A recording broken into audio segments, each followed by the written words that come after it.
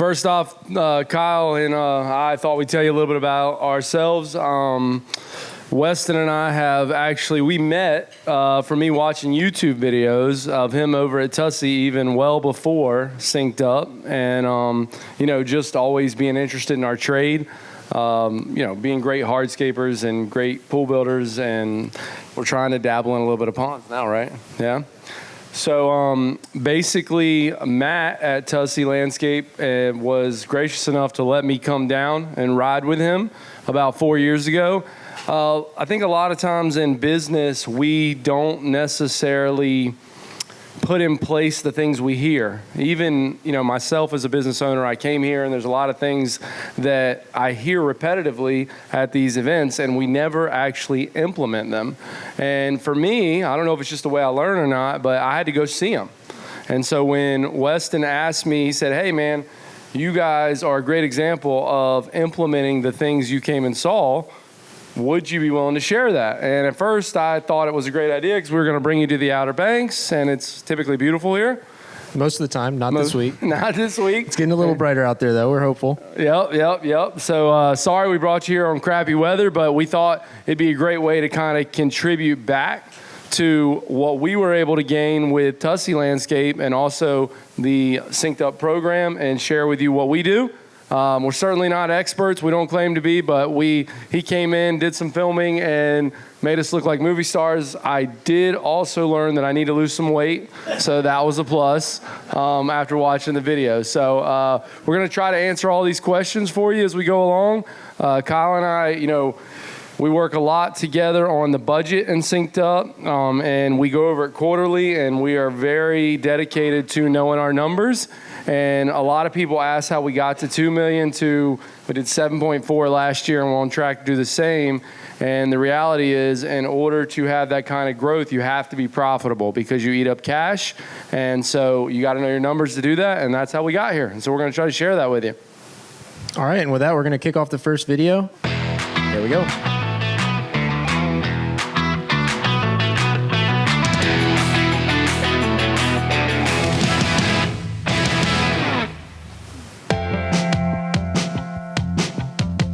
All right, so what we're gonna do now is we're gonna walk through the process of the lead generation coming to our office administrator, and then going to our sales staff or through me to go out to the proper salesperson to handle the project and push it to the design phase. Hi, my name is Taylor. I work for Evolve Design and Build, and I'm the office administrator. I handle everything from client intake with setting up consults for our sales members, permitting, and invoicing. Looks like a new submission came in. Let me go ahead and print this off. Print off the survey that the client attached, which is perfect. We actually have our website connected to SynkedUP, so whenever a Squarespace submission comes in, it will automatically connect to SynkedUP. So let me see if they are in here. And it looks like they are. There we go. Perfect. So let me see what their availability is. They're looking for a pool. They want to replace their fencing. So this would actually be perfect for Jordan. Their availability is going to be Monday, Wednesday, Friday, any day pretty much. Once I make sure that the customer's information is in SynkedUP, I have a draft template email that I send to the customers to let them know that we received their submission and to find time that aligns with their schedule to meet with their salesperson. Once I just received the email back from the customer and they are agreed to do a certain time, I'm gonna set them up with their salesperson, who's gonna be Jordan. They wanted to do Monday the 25th at 2 p.m. This is gonna be an on-site project consultation. Save and send it to myself, and then we send it to the customer. After I book the consultation in SynkedUP, I am going to prepare a folder for our salesperson to give to our customer when they are doing their on-site consultation. This has all the information they sent us along with site plans or any pictures that they have given us. It's going to have a what to expect during the whole entire process. We have a design contract, and we also have our loan information for the companies we work with. Once I have the folder prepped, I take it over to the salesperson's office. And I just stick it in here for the salesperson. All right. So basically, step one, obviously everybody knows that. A lot of owner operators here. So they probably do a lot of this themselves. And, the biggest thing we try to advocate for Evolve is qualifying our leads. During COVID, you couldn't even manage all the incoming calls. It was almost impossible, and there were a lot of duds out there. And it's even more important today because although we're not gaining as many leads as we did during those times, there's a lot of underqualified leads because of the price of everything these days. Things are very inflated and people don't necessarily know where their budget takes them. So we have if you have an opportunity to go to our website and check out the form, that's how we qualify our leads. We will not even allow them to set up a consultation without them filling out that form. Anyone have any questions about this part of the process, client intake? Yeah. There you go. So if they call in your office, are you telling them, hey, go fill out the form on our website, and then we'll schedule a consult from there? Yeah, so basically if they call in the office, then we can actually fill out the form for, we can print that form and go ahead and fill it out as well. So there's different ways that the leads can come in. It's easy to refer them to the website though. Even if the guys are out, at the gas station, they see someone that asks, hey, I'd like to get a quote, they can refer them right to the website. That's what we prefer them to use. Yeah, we want to create accountability on their end. If they're not serious enough to come and fill out the form on the website, they're not serious enough clients for your time. So, really, you should be qualifying them. If there's still an elderly population out there that doesn't like to use the internet. And so, our goal is also to assist them in any way we can. So if Taylor has a client comes in that does not necessarily use social media or uses the website, we still have a lot of clients that prefer to do business in person. She will make them fill out the form before we'll set up the consultation. She'll walk through them. So whatever it takes to get them to answer those questions. And it strictly talks about the budget in there. Any other questions before we move on to the next one? Yep, go ahead. When you get to that part about the budget, how do you, in that conversation, say they are not a good fit? Just tactfully? That's a great question. You obviously are going to determine who's the best fit for your business. I think it's important that you write down what your ideal clients look like. You know what your ideal employee looks like. You know what your ideal team member looks like. You definitely should know what your ideal client looks like.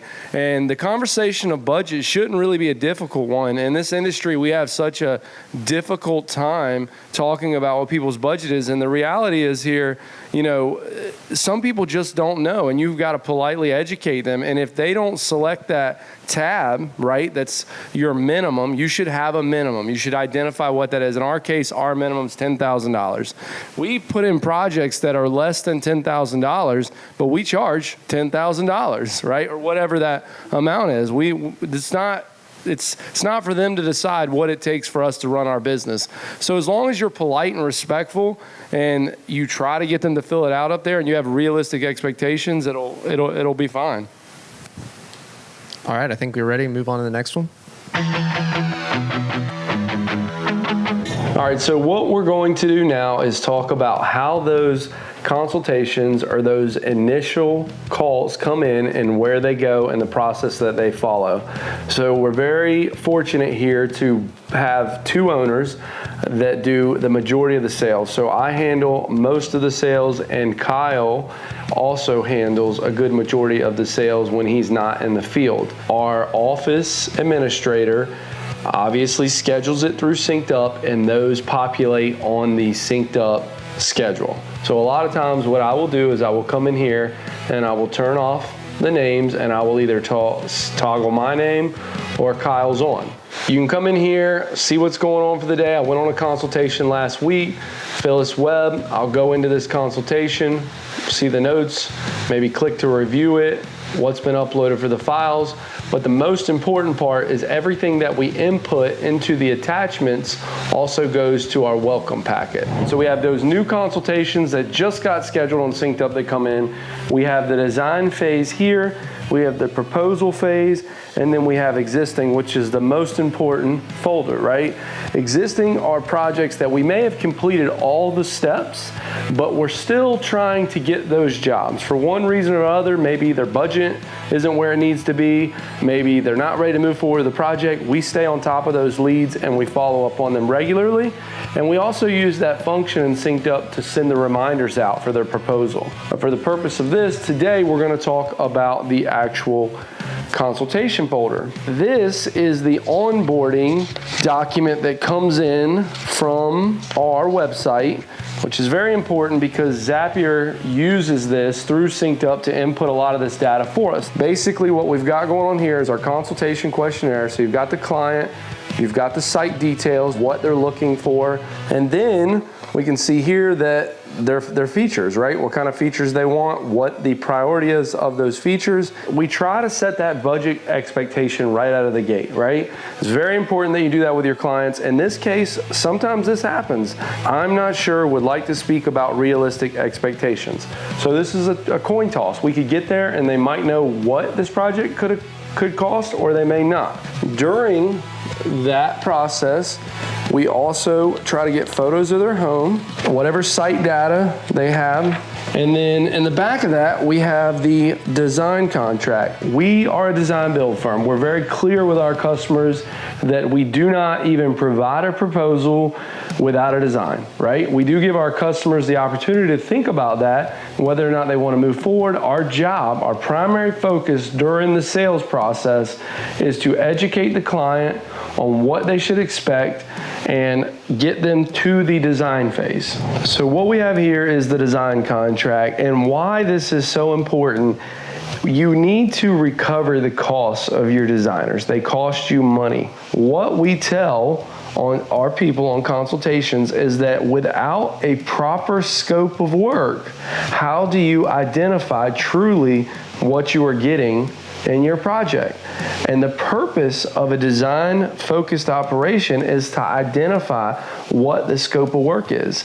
9 out of 10 homeowners have not outlined what their true scope of work is and what they want done. And by utilizing this design as a tool for them to get their goals in order, you are able to properly bid the work and in turn recover some of your cost on the design and estimating staff. So it's very important whether you charge $100 or $5,000 for your design that you identify what your goals are for that project and the needs of the customer so that you have the proper scope of work to bid. So we've got our packet. Let's go pull the literature we need so we can go out on this consultation. Typically, I'm always looking for an opportunity to teach or educate our clients. I hate the word of upselling. Upselling is, nobody likes upselling. So I'm always trying to educate our clients on what a beautiful outdoor living space does. How do I do that? Well, although they wanted a kitchen, they wanted a pool, I want to tell them that softscaping and lighting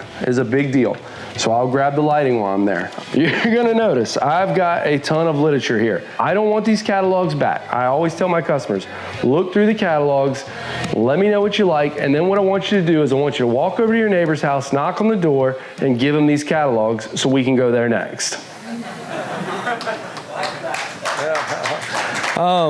You know, it's very important to remember that it depends on the stage of business you're in. You know, you may not have all the time in the world to run every lead, right? So if you are a smaller operation, you need to vet your leads more carefully, right? We have an opportunity where we have a sales team, and so although somebody may mark on that packet that they don't know what their budget is, we don't want to have a lost opportunity cost, all right? Now, when we go out there and we present that design contract and they are unwilling to sign the design or pay the design fee, we are very blunt about it. We do not provide them a proposal. You can't provide a proposal on things you don't know about. And I know all of you are going to tell me you've been landscaping, hardscaping, laying pavers for 25 years and you know what things cost. Trust me, in the last 3 years, if you can identify the correct cost of things, I want to hire you next, because the price of materials is changing constantly. You need to use a program, you need to sit down, and you got to have a true scope of work. That's the only way you're going to be profitable. So there's no way possible that you're going to give somebody a price without a true design, unless it's literally a 10 by 10 patio. So don't be afraid to be blunt with them and tell them respectfully, we have to have a design contract signed to move forward. Anyone have any questions about the consultation process? Hey, how you doing? I'm from Chapel Hill. So what if they already have a design from a landscaper architect and they just want you to go to follow through to that design and haven't chosen someone to build that part of the project yet? That's a really good question. If they already have the design, I think that's certainly something you need to get the specifics and the packet from them, whatever the schedules are. Typically, our designs have like a hardscape schedule or a lighting schedule, or a lot of you may have outside designers. So as long as you have that design, yes, you don't need to sign a design packet. You're bidding that scope of work, but the work is done. You don't need to be working for free is the big takeaway here, is you don't want to work for free to do a design. I say this all the time to our team, and I feel very fortunate to say this, and it's kind of silly, but we're so blessed to be in this industry because everything we do is some type of enhancement. We're building these beautiful outdoor living spaces, right? Everything we're making come to life. And I always tell them, I said, we're the hot girl. We don't chase. Hot girls don't chase, right? So if you're out there chasing all these projects, you're not the hot girl. Well, we're looking to be the hot girl. When you go to our facility today, you're going to look at our trucks, you're going to look at our equipment, and all the branding is intentional. And it's truly because we don't chase. People want what they can't have. And when you show up educated and you show up with a true process, they're going to feel like they can trust you and they're going to move forward.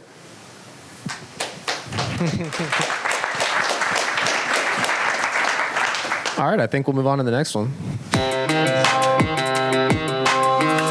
Hey, what's up, y'all? JR with Evolve Design and Build. I'm a project designer and estimator, and I come into the process once the salesperson's had their consultation, they've been out to the site, taken pictures, gathered all the information that we need to put a design together. And then I work my magic, come up with a design that we're happy with, and we'll present that to the client. Once they're happy with the design, we'll do our materials takeoffs and everything else, use SynkedUP to get all that put together and present a proposal to the client. All right, so the salesperson's been out and they've done their consult. They've put together these notes for me, so they've kind of got a highlight of what the clients are looking to do, the materials they're looking to use.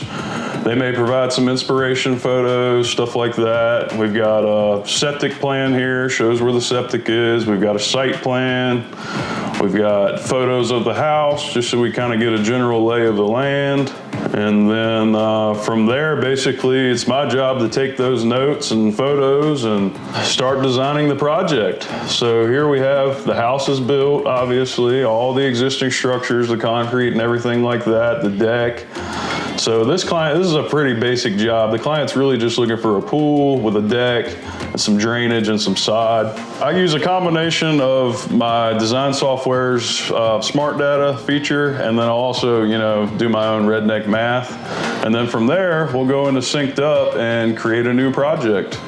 So here you can create a name. We'll call this Backyard Pool Project. And then from there, basically, when I'm putting my materials list together, I kind of think of everything as individual work areas, which SynkedUP does a great job of breaking things down into work areas, which is kind of how my brain works. So it works really well for me. So here we'll have a pool. We've created that work area. Now we'll go in here and we'll pull in a template for that pool. This is a Freedom 30. So it's literally that easy to put together a proposal for this pool model. Again, this is a fiberglass pool, so it's kind of a cookie cutter, if you will. It's not like a custom pool or anything like that. If they had upgrades, such as additional lights or anything like that, this is where we would add all that. We'll move on to our pool coping and deck. Here again, we'll bring in a template for a paver install. We have some production rates built in here for our rock. So I'll just punch in my square footage. That'll automatically give me 17 tons. I know my guys are gonna waste a bunch, so I'll up that to 20. So the template has all of the main materials that you're gonna use for your hardscaping, with the exception of the paver selection in particular. So here I'm just gonna pull that in. It's about 600 square foot. Same thing with the coping. The standard materials and labor are automatically gonna pull in for us. We've got a placeholder here because we don't have a selection yet on the coping, so we're gonna use a placeholder for that. And there we go, that's the pool coping and the paver pool deck. And if you scroll down, obviously you can link your materials and all that stuff in here. That's where we would do that. All right, so we've got the estimate all put together. All the work areas are good to go. From there, we're ready to create a proposal. So we'll go in here, hit create proposal.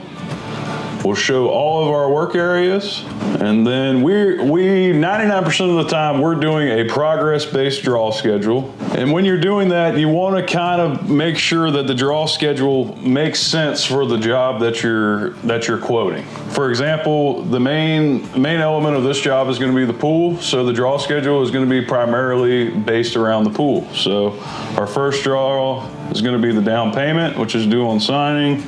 Our second draw will be excavation complete, pool set in place. Our third draw will be when the pool is completely backfilled. Our next draw will be when the coping is installed on the pool.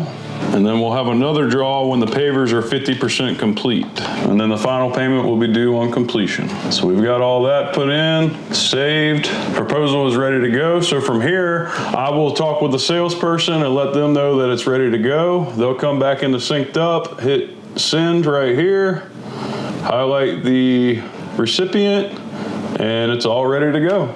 All right, cool. They viewed the proposal. I'm gonna go talk to the salesperson and see where we're at. All right, awesome. Show of hands, how many people have sent a proposal using SynkedUP? I'm sure most of you. All right, great. So I'm sure you're all aware of all the awesome features, but I think the templates, especially with the pools that we've started installing, are making a big difference for us. Everything auto-populates, as you saw in the video, and I think that's something that's really helped us to send out proposals quickly, because we may have a customer that's looking at 2 or 3 different pool options, and we need to send out a proposal for each of those. Being able to send them 3 unique proposals and let them see the different work areas and the options in each of them without spending all that time putting in each fitting, each coupling, each piece of pipe makes a big difference. Yeah, absolutely. I don't know if you could tell there, JR did a great job explaining it, but we've hyperlinked every item in our proposal. And I'm going to tell you something that's, probably going to be a popular opinion here. Templates aren't fun, but they make you money, okay? None of you want to make templates. It's not fun. I don't like it, right? You got to find a smart guy like JR and let him make your templates, okay? And so there are guys that are good at that. That is not something that Kyle and I love to do.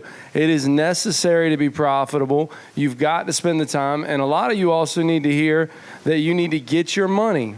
These people, you guys are not doing accurate draw schedules, and you're working yourself to death to the next milestone. You should always be ahead and only leaving a % on the table. You're not working for fun. We love what we do, but make sure you're intentional on your templates so that you're able to be successful. Anyone got any questions about the design estimating process? Anyone? From like a startup, like I was talking to you a little bit ago, we just are starting to get into pools. How do you build a template from the ground up when you're not, like for me, I have what we need, but not exactly sure how that looks, if that makes sense.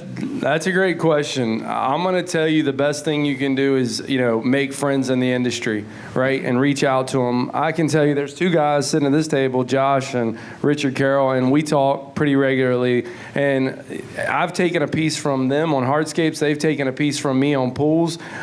Salespeople want to sell stuff, right? They don't always know how things go. You've got to look through your, in pools. I'll go to pools for an example. Most people that start in doing pools, there's a manual for how to install them. You're going to have to go through it and read the verbiage. Now, there's ChatGPT, right? Or there's AI. And so you can go into Copilot and Word. And I did something the other day. I was showing JR actually in the office how we use Copilot for a lot of our template verbiage. So you guys know how to build things. Most of us are great builders, right? So the items we need to do the projects are what we need. We do it every day. It's the sitting down and explaining it. So I was telling JR the other day, I'm getting incredibly lazy because of AI, right? And Copilot. And I went in there and I created a template on this concrete slab we were bidding for a greenhouse and a bunch of landscaping. And I said, watch this. I'm going to tell it I wanted to tell us how to do it if I was a surfer. And AI did it. And it said, hey, hang loose while you're doing this pad, and did all these crazy things. And it said, this is going to be an epic and rad concrete pad. So I was like, this is definitely going to work. But what I'm getting at is there's so many resources today. Should you rely on that when you're in the field, AI, to build a project? No, you should know how to do it. But for the tasks like building templates, there's so many resources now that can absorb that not fun stuff and help you build them out correctly. All right, and also, if you have any more questions or more detailed questions, we're going to be heading over to our shop in a little bit. We've got our full team there, so you can feel free to talk to JR or Taylor or any of the rest of the staff and ask some more questions, and they'd be happy to show you around some of the more detailed parts of the process. Once the job has been sold, it then goes to our warehouse where Dave does all the procurement for the materials. He's getting that notification from the sales that's coming through, as well as our project manager getting the notification to put it on the schedule. All that is happening at one time when the job's sold. Dave will then go into the system, order the materials for the job, and then the project manager will schedule the job on the job board. I receive a job as sold via email, and I'll go ahead and click onto it and open it up. And one of the first things I do is I go to the costing and analysis and just take a quick glance over it and see what some of the projects involved with this job are. And then for ordering purposes and for my own documentation, I will go in and I will print out this sheet. And what this does is it gives me a complete list of everything that's required for this job. There's some items that we order right away, especially like pool coping, that may take a while. I take a look through this job and I figure out which vendors are involved in this job so I can get the ordering started for them. I go to the pool equipment site and I create a shopping list for all the pool supplies. I don't necessarily order them at this time, but I create a shopping list so it's in there. But I prefer to do it this way just so I can have everything documented, and I can just go back and forth, and then I just log them out alphabetically in here. And then I can just, over the next coming weeks, as we're getting closer to the jobs, stuff comes in. When stuff comes in on that job, I'll pull it back out. I'll write the date down that it arrived at the shop. If there's any changes that need to be made, I can go right in there and see what I've got. Occasionally when we order special order things that we don't order all the time, I will go back into the costing and analysis part of it and make sure that we're profitable on some of the special order stuff. As things come into the warehouse, I check them, make sure everything's right, label them, make sure everything's good for the crews to take out when they need to, when they're ready. We can't afford to have a lot of lost time when it comes to getting the job done. So this is how I use SynkedUP to support 4 to 5 crews by making sure they have everything they need on a daily basis. Hey, what's up, Zach? Good morning, dude. How you doing? I'm good, man. How are you? Good, man. We finally sold that big George project I've been working on. Awesome, man. Yeah, we're pretty pumped. Pool, hardscapes, water feature, landscapes, going to be a banger. When you get a chance, actually, you should have got the notification, but there it is. You're already working on it. So when you get a chance, will you throw it on schedule? Yeah, man, I'll get it up there. All right, brother. Have a good day. Yes, sir. You too. All right, guys. So here's what we got next on the schedule. We got modeling up in Chesapeake. Got a tight site. You know, Jordan likes to sell these big pools in these small backyards, so you got to be on your P's and Q's here.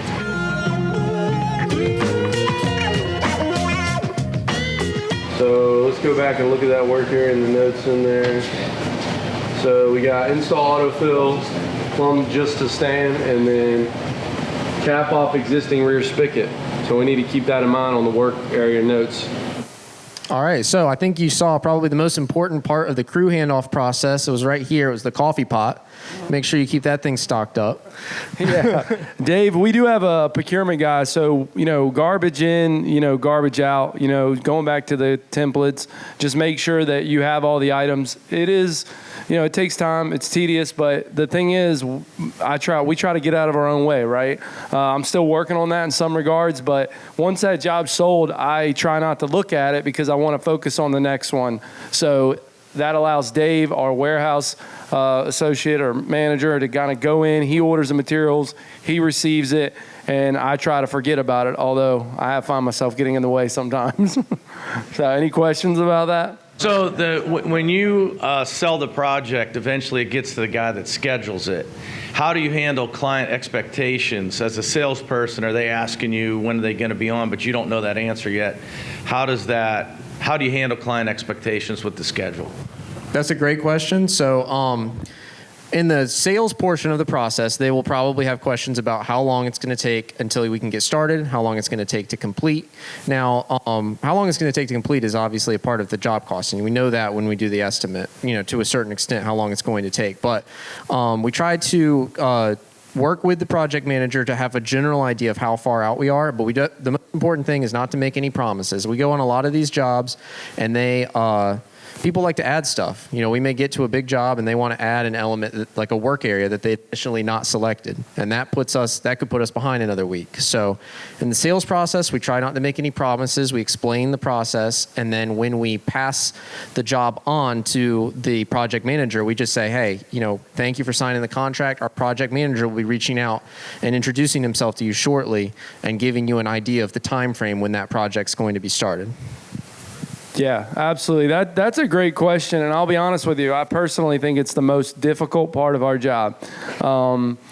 Managing client expectations is done from the start, right? You got to be transparent. You tell the truth. Do what you're good at. It's very difficult in today's, I call it the Amazon culture, where they're used to getting everything next day. And so you got to be realistic and don't try to kid yourself. We're still honestly working on that, but we're very transparent with them. We tell them the truth. And when we get in a bind, we just tell them what happened. We tell them the facts. We're like, listen, we've got this project going on. They've added things. When we get to your project, we're going to treat it the same way. We're not going to rush. That's not why you hired us, right? We're here to see the job through and do a quality job. So just being upfront is the best scenario. But yes, our project manager, he does reach out and give them a tentative window. I would tell you that a tentative window is not a week. A tentative window is a 3-week window when we will start your job in design build. Yeah, there's just too many factors to make specific promises, but the calendar is another big thing. You got to stay on top of the calendar, keep that updated. Our project manager does a great job of that, and that helps us just have that general idea. How far out are we? As long as you keep up with those schedulings as the projects get sold, you at least have an idea in your head when you're expecting to be there.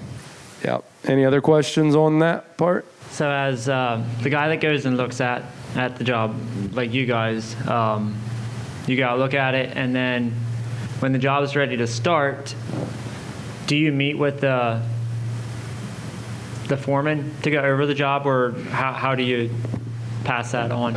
Yeah, exactly. We give it to our project manager, and if, for instance, I do the majority, well, not JR, we have 3 people design, and JR is one of them, and if he designs the project, he meets with the project manager and the foreman. We do everything in-house. When you go to our operation today, you're going to realize that we do the pool, we do the pavers, we do whether it's concrete, we have a concrete crew, we do the landscape, the fences, whatever it is. So based on where we're the phase of that job, which typically in our case, a lot of our jobs involve pools, we'll meet with the pool crew first. Well, that designer will meet with that foreman and the project manager for that first, and then we'll kind of go in sequence. Whoever sold it meets with them. All right, I think we'll move on to the next one.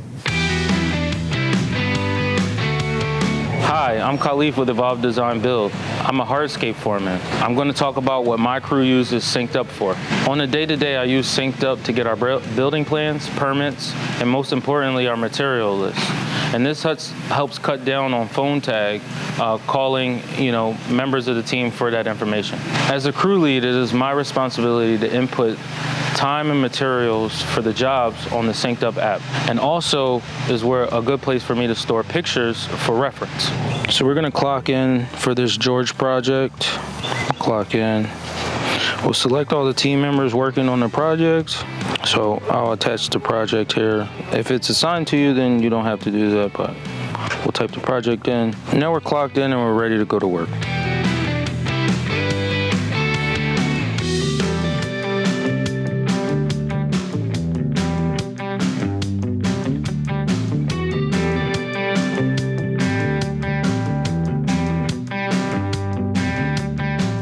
right, so we're at the end of the day. I'm gonna clock out and record any materials used.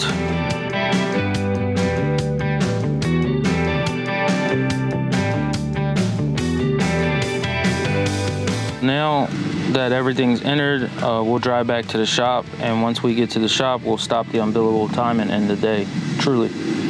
Great. Anyone got any questions about job tracking as far as, crew members on the job, anything about how the crew members use SynkedUP while they're on the job? So I got a couple questions. One, when you're tracking materials in SynkedUP, say for instance you get a load of stone delivered, are you inputting it like the day it takes delivery? Are you putting in all 20 tons, or are you putting in like, hey, we might have used 5 tons today, and the next day you put in another 5 tons that you used or whatever? Like, how do you determine the process of when you put in those materials, when they arrive on site or when they go on the ground? Or That's a really great question. So you have to do it consistently. That's the biggest thing. And it really depends on your process. I think we'll speak to it a little bit more in the job costing. I think the most important part, whichever way you do it, is the review. Because there's going to be lapses where you don't catch something, where a material shows up to the site and it doesn't get logged because there's something falls through between crews on site and whatnot. You have to do a true job costing at the end, which we'll touch on. But I think also just staying consistent, and I like to track everything as we use it, because there's plenty of jobs that I go to where we'll order 2 extra pallets or we'll send a pallet back. I think that it's still challenging, because you're going to lay half a pallet one day, or you're going to lay 3 pallets. It's going to get rained out, and then there's always going to be some issue with that. But I think that doing your best to stay consistent, logging it as you use it, and then doing a true job costing, which we're about to cover, I think that's another important part of the process, so that you catch those little discrepancies. And I mean, it's important because some of these materials, especially with pools, I mean, they're not ordered specific to the job. A lot of times the guys are grabbing them from the shop. We've got pallets of concrete. They're loading them onto the truck. There's no way for us to know what's walking out of the shop unless they're logging it daily. Yeah, no, it's difficult. It depends on the stage you're at as well. In our case, we haul all our own rock. We have, 2 drivers and so I would encourage you to set up accounts with your vendors once you feel comfortable. And the reason for that is you're going to get a ticket, right, every time they get a load of rock. And sometimes if you're still an owner-operator and you're in the field, at least if you assign, like somebody picks up your rock for you, right, they assign it to an address. Well, that address relates to a job name for you, right? So you can go back, like Kyle said, and, check, because rock can get away from you. This guy over here will use rock till the cows come home. We have to watch him. He's the rock guru. I get in trouble if I track all my rock. Yeah, I try to tuck a few it's a real tons away problem whenever I can. So are your guys, like, say you have a project where you're putting in a pool and you're also putting in a hardscape, and you're also putting in lighting and drainage, all of those things have to happen kind of concurrently, like you're not doing one piece at a time. Are they clocking into different work areas throughout the day? Or so, like, you might have a work area for the pool, you might have a work area for the hardscape, but you've got to work on both throughout the day. Are they just clocking into one work area, or are they switching around all throughout the day? We don't have them all manage it throughout the day. We have them manage it at the end of the day, so they can make those edits if they need to. But for the most part, if we have a couple work areas going on, there will be someone that primarily worked on one work area, and then someone who primarily worked on that other work area. We'll try to I like to do it that way. But again, it's about being consistent. You're not going to track every minute that you're on the job perfectly. Yeah. If you go into the end of the job in this job costing like we're about to do, and you see, okay, I used 2 extra hours on lighting, and I used 2 fewer hours on this other work area, you can kind of do the math and figure out. Right. It's more about having an overall idea of what's going on, and if you are consistently 15 hours over on a certain work area every time you do the job, that's going to tell you something that you need to change about your company. Yeah, and then if you're using separate crews, obviously, keep them in their work areas. Some of ours like to wander, so you keep them in their work areas. Hi, I'm Kyle. I'm one of the co-owners here at Evolve Design Build. I handle operations management as well as a variety of other roles, including some sales, and I occasionally fill in the field as well. What I'm going to do is take you through our job costing process and show you how we analyze the data that our team inputs from the field and how we use that to make sure that we as a company are making a profit on these jobs. Make sure we're not going over our costs and see where we can, increase our efficiency. So I think that one of the things that is super important to do is to consistently review on your projects and see what your crews are putting in for their hours, their time tracking, and also for the materials. It took us a while to get everyone on board with inputting all of that stuff, but even once you get everyone inputting that information and consistently tracking their time, if you're not coming here on the back end and checking on these visits, making sure that they're correct, and then also checking on how our estimates compare to our output, which is the data, then it's sort of just shooting yourself in the foot because you're collecting this data and you're not doing anything with it. You're not making any changes to better your business. I come here and I can look at my crew's notes, see where, what was accomplished for the day. And sometimes they like to keep it super simple, just a little bit of a note just so that we can reference. And then I'll also be able to track their hours here. And what this allows me to do is see what material was used for the day. I can see how much time they spent on each individual process, and then if I want to see more of an overview, I can go and look at how we're doing on the overall job as well as break it down by work area, which I think this is super helpful. You can see there are a couple of these work areas where we're doing really well, where maybe we beat our estimate by a lot, but I think it's even more important to review the ones where we're in the red, like this outdoor kitchen here. Now it says we're almost 140% over, so that's 20 man hours that we didn't expect to spend on this aspect of the project. This can happen on jobs, but if it's happening consistently and we're consistently spending 10, 12, 15 extra hours on a certain aspect of each project, it's worth diving in and seeing maybe our crews are taking longer to set up these appliances, or maybe it's taking more time to install that granite, needing the granite man on site to review the cutout dimensions, and we need to start factoring that into our estimates. So something I'll be doing with our team is discussing how we can take this number right here and get that closer to 100%, whether that's on the estimating side or cleaning up some things in the field and getting some better processes down. So on these red work areas where we went over hours and we're over our budgeted time that we should be spending on these particular aspects of the job, what I'll do is I'll pull in our foreman and I'll talk to him and see. The first thing I like to do is see, was there anything unexpected that happened? A rain day, we packed up in the middle of the day, maybe something was mishandled with the time tracking itself. That's the first step.